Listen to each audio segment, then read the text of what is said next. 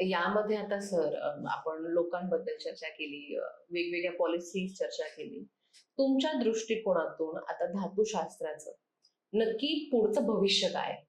What will be the revolution आपण जे म्हणतो, की आता येणारा बदल काय असेल आणि त्यातून इंडिया त्यामध्ये काय रोल प्ले करेल? ओके.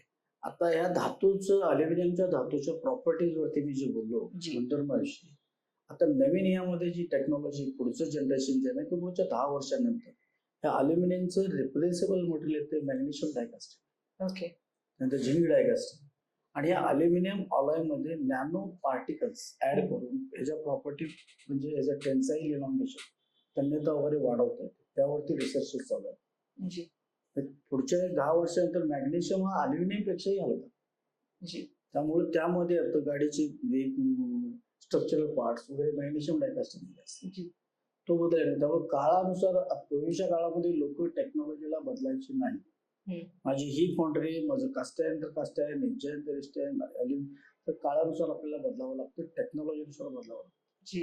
आज world is moving and towards that we should have to go. नाहीतर आपण इंडियन्स आपली इंडियन टेक्नॉलॉजी नाही. बरोबर. आज इंडियाची टेक्नॉलॉजी सुद्धा बाहेर एक कम्प्युटर टेक्नॉलॉजी म्हणून वापरली जाते. ते इंडियाच्या लोकांना माहिती. बरोबर. त्या पद्धतीनं ह्या काळानुसार बदलणं एवढंच गरज. आणि काय होईल पुढे, कल्चर पूर्णपणे फॉरेन कल्चर इंडियामध्ये येतं. जी. पूर्वीच्या काळामध्ये असं नसायचं की कॉलेजमध्ये गेले की एक मुलगा आणि एक मुलगी सुद्धा बोलायची नाही एकमेकांना. जी. आज तो काळ नाहीये. आज प्रत्येक सगळे कुठे हॉटेल इकडं तिकडं रेस्टॉरंट कॉलेजची मुलं हे cultural this is difference, cultural difference. जी. सेम कल्चर हे आता सध्या हे फॉरेन कंट्रीजमध्ये खूप परिवर्तन. जी. भारतीय संस्कृती ज्याला म्हटलं जातं ना, ती खूप छान लोकांनी, मी त्या काळातला किंवा त्या जनरेशनचा म्हणतो पण असं नाही, पण त्याचा विचार करून लोकांनी राहावं. आता फक्त एक गमतीशीर प्रश्न विचारते तुम्हाला, की आपल्याकडे अशा फार चर्चा असतात की येत्या पुढच्या 5 वर्षात किंवा 10 वर्षात गाड्या हवेत उडणार आहेत. ते कितपत शक्य आहे? नाही, याच्यावरती कारण कन्सिडरिंग द स्पेस रिसर्च किंवा याच्यावरती हायड्रोजनवरती चालणारे व्हेकल, जी, की तिथनं तुम्ही डिस्टिनी दिली. आता आज ऑस्ट्रेलियामध्ये आणि जपानमध्ये ऑलरेडी दे हॅव डेव्हलप्ड की कारला इथनं मी किती किलोमीटरवरती जायचं हे लोकेशन हे दिल्यानंतर without driver that vehicle is going and launching at that place, त्या ठिकाणी नेऊन सोडतं. तर तेच व्हेकल फक्त ते हायड्रोजन वरती चालणारे vehicle, there will be no fuel, म्हणजे डिझेल पेट्रोल हे काही.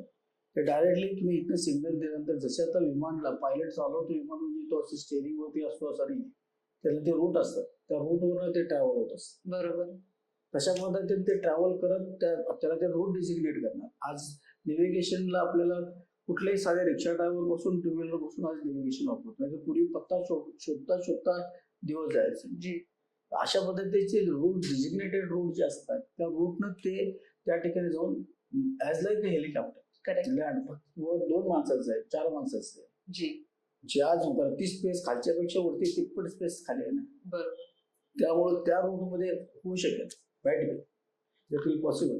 जी, असा अभ्यास सुरू आहे आता. हो, the world is moving in that direction. Okay, very nice.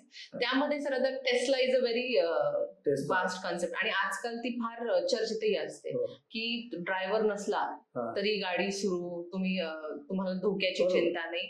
त्यामध्ये मेटलचा रोल काय? मेटल हे लाईट वेट म्हणूनच आहे. आता त्यामध्ये टेस्लाचे जे स्ट्रक्चरल पार्ट बॉडीचे पूर्ण आहे ना, त्यामध्ये जवळजवळ 50% अल्युमिनियम. जी. आता तो माझ्या एक्झॅक्ट रेशो नाही, मग 1 kg जर वेट कमी झालं तर व्हेकलची फ्युएल एफिशियन्सी किंवा ड्रायव्हिंग एफिशियन्सी एवढी वाढते. जी. आता माझ्या एक्झॅक्ट डेटा ऑलरेडी आहेत, पण आता मला आठवत नाहीये की जर तुम्ही गाडीचं वजन, रेल्वेचं वजन, रेल्वे बरंच कास्ट आहे त्यांचे पार्ट्स, रिझर्व वजन मी त्यावरती थेसिस पाठवला होता, दिला होता. जर 100 किलो वजन कमी झालं तर रेल्वे ही कमीत कमी 50 किलोमीटर अंतर एक्स्ट्रा कापू शकते तेवढ्या वेळात. हे लाईट हेवी वेटमुळे तेवढं डिस्टन्स कापत नाही, आणि तेवढं त्याला टॉर्क होतो, तेवढा लोड येतो. सर, आपला इतिहास फार मोठा आहे, आणि इतिहासात प्रत्येक वेळी असं सांगितलेलं आहे की एका अभ्यासक व्यक्तीचं जे कुटुंब असतं त्या कुटुंबाचा त्याला फार मोठा पाठिंबा असतो. 100%. जी. आपल्या कुटुंबाचं कसं होतं यामध्ये? Just a minute. जी. थोडस भावुकता येते कुटुंबाविषयी बोलताना. की माझं फॅमिली ग्रॅज्युएट जी आणि ती प्रचंड मोठी साथ असल्यामुळं मी ह्या टप्पे गाठत गेलो. जी आणि पूर्णपणे मुलांना माझी मुलगी एवढी डॉक्टर आहे आणि मुलगा बी मेकॅनिकल इंजिनियर, आयटीमध्ये इंजिनियर मोठ्या पोस्टला आहे.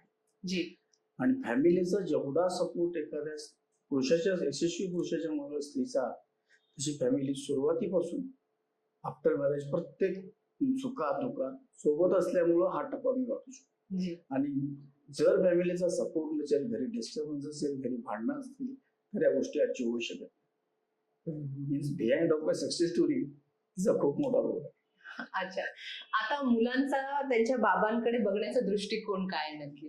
मुलांचा बाबांकडे बघण्याचा दृष्टिकोनापेक्षा त्यांच्या आईकडे बघण्याचा दृष्टिकोन खूप मोठा आहे. प्रत्येक अच्छा. गोष्ट आईला विचारून करणार, प्रत्येक गोष्ट मम्मी हे पाहिजे ते पाहिजे मला विचारून काय, कारण त्यांच्या कोणत्याही प्रगती पुस्तकावरती सुद्धा माझी साईन नाही, कारण मी तेवढा वेळ देऊ शकलो. बरोबर. अभ्यास त्यांचा ते नाही घेतला, कॉलेज शाळाच्या निवडी, माझं सगळं इंडस्ट्रीमध्ये लाईफ असंच वाहत गेलं. जी पण त्यांच्या आईवरती माझ्यापेक्षा खूप जीव, माझ्यावरती नाही असं नाही आहे, मात्र फर्स्ट प्रेफरन्स मम्मी. नक्कीच. आता सर, आजच्या पिढीला तुम्ही मेटलर्जी बद्दल आणि तुमच्या प्रवासाच्या अनुभवातून काय सांगाल, की त्यांनी या मुलाखतीतून आणि तुमच्या वक्तव्याकडे बघून काय केलं पाहिजे? नाही, ब्रेन प्रत्येक मुलांचा, विद्यार्थ्याचा किंवा येणाऱ्या जनरेशनचा think as like entrepreneur businessman. जी I don't work as like a victim in the industries. जर तसा विचार करून जर केलं, पैसा लागतो तरच बिझनेस करू शकतो असं काही नाही. जी आज बऱ्याचशा कास्टचे लोक बघितलं तर एक क्लासच आहे की फक्त जॉब आणि सर्व्हिस मध्ये, बाकी सगळे बिझनेस मध्ये. बरोबर. तसं बिझनेसच्या लाईननं विचार असावा की त्यामध्ये स्वतःचं असतं, बंधन नसतं, टाइमचं बंधन नसतं. मी करतो, माझं मी करतो, मी 4 लोकांना एम्प्लॉयमेंट देतो, ते खूप मोठं सॅटिस्फॅक्शन. जी जी ते करणं आजच्या जनरेशनला खूप गरजेचं. जी आणि success is everywhere, just you have to think in positive direction to that extent. Then only your success will be there. नाहीतर माझं लाईफच असं, माझं आयुष्यच गरिबीत गेलं, माझं काय नाही, माझ्या पैसे नाही. आणि जर निगेटिव्ह विचार करत माणूस गेला तर thoughts of mind is also going in that direction. तुम्ही आता एखाद्या गोष्टीची तुम्ही जर स्वप्न बाळगलं कोणतंही, की मला ह्या वर्षानंतर मला लग्न करायचं, या वर्षानंतर मला घर घ्यायचं, या वर्षानंतर गाडी घ्यायची, ते मी माझ्यावरती केलं आणि त्या एजवरती अचीव होत गेलं. मी माझं वयाच्या 25 ते 28 माझं लग्न झालं असेल की मी स्वतःच्या खर्चात नाही केलं असेल, आई वडिलांच्या नाही, मी स्वतःच्या पैशातून माझं लग्न. वयाच्या 30 ते 35 दरम्यान मी स्वतःचं माझं घर झोपडे असेल पण मी स्वतः घेतलेलं. माझा पहिला फ्लॅट 33 वर्षी झाला. वयाच्या 35 ते 40 दरम्यान ठरवलं होतं की मी 4 व्हीलर नवीन शोरूमची गाडी पाहिजे, सेकंड हँड नको, घेऊन जे विकायला होती नाही झेपले आपल्याला. माझ्या वयाच्या 38 वर्षी कार आहे. आणि शेवटचा टप्पा अप टू रिटायरमेंट माझ्याकडे हे बॅलन्स, माझ्या लायबिलिटी शून्य असतील, हे सगळे अचिव्हमेंट मी आता माझ्या एजमध्ये झाले. जे person should have to keep some ambitions in front of you, automatically आणि think in that direction the achievements will be there, no doubt. खरं तर तुमच्याशी अजून फार गप्पा मारायच्या आहेत, पण वेळेची मर्यादा असल्यामुळे निरोप घ्यावा लागेल मला. पण आपल्याशी बोलून फार छान वाटलं सर. आणि नक्कीच आमच्या प्रेक्षकांनाही या मुलाखतीतून आणि तुमच्या अनुभवातून बरंच काही शिकायलाही भेटलं असेल. Yes. नवीन काही कन्सेप्ट त्यांना माहिती झाल्या असतील आणि तुम्ही तुमचा अमूल्य वेळ आम्हाला दिलात त्याबद्दल तुमचे खूप खूप धन्यवाद. मी आणखीन एक सांगू इच्छितो की या लोकतंत्र या माध्यमातून तुम्हाला कोणत्याही पद्धतीचे गाईडलाईन्स किंवा कोणत्याही पद्धतीचे यातले फ्युचर गाईडलाईन्स, करिअर गाईडलाईन्स या संदर्भात किंवा कुठल्या तर गोष्टी संदर्भात, मेट्राच्या संदर्भात काय माहिती जास्त हवी असेल तर या लोकतंत्र या माध्यमातून तुम्ही माझ्यापर्यंत पोहोचू शकताय.